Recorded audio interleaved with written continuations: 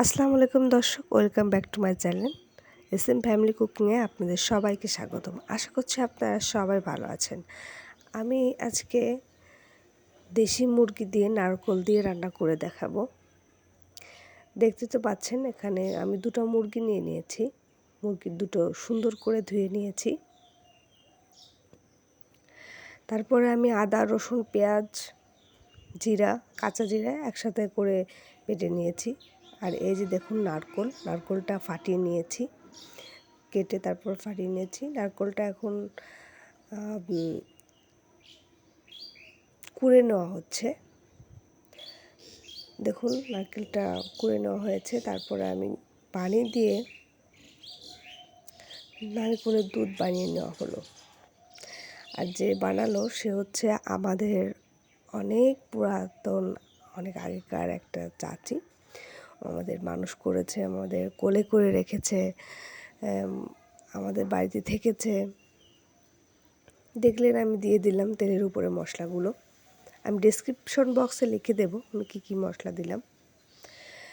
সবই 1 চা চামচ করে, কিন্তু একটু উঁচু করে ভরে ভরে। মরিচের গুঁড়া, হলুদের গুঁড়া, ধনিয়া গুঁড়া, লবণ, তেল তো পরিমাণ মতো দিয়েছি। গরম মশলা গুঁড়াও দিব, মানে তারপরে আবার নামানোর আগে দিব গরম মশলা গুঁড়া। এগুলো আমি ভালোভাবে এখন একটা খুন্তি দিয়ে নিয়ে নেব।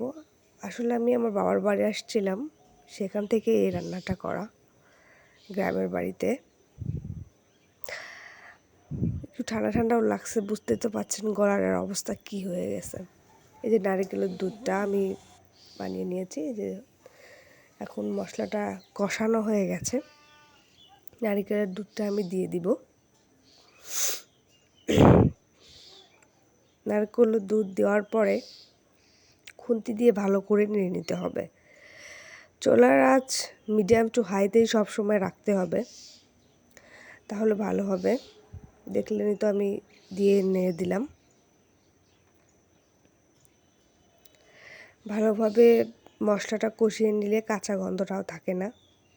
আর নারকেলের দুধের মুরগির মাংস রান্না মানে অনেক স্পেশাল একটা রান্না, অনেক মজার। এটা তো আপনারা সবাই জানেন। আর আমার চ্যানেল ভালো লাগলে অবশ্যই বেশি বেশি করে সাবস্ক্রাইব করবেন, কমেন্টস করবেন, লাইক করবেন, শেয়ার করবেন ফ্রেন্ডস অ্যান্ড ফ্যামিলির সাথে। খুব সহজ করে রান্না দেখানো হয়, কোনো কঠিন কিছু না। আমি মাংসগুলো ধুয়ে রেখেছিলাম, মাংসগুলো আস্তে আস্তে দিয়ে দিচ্ছি।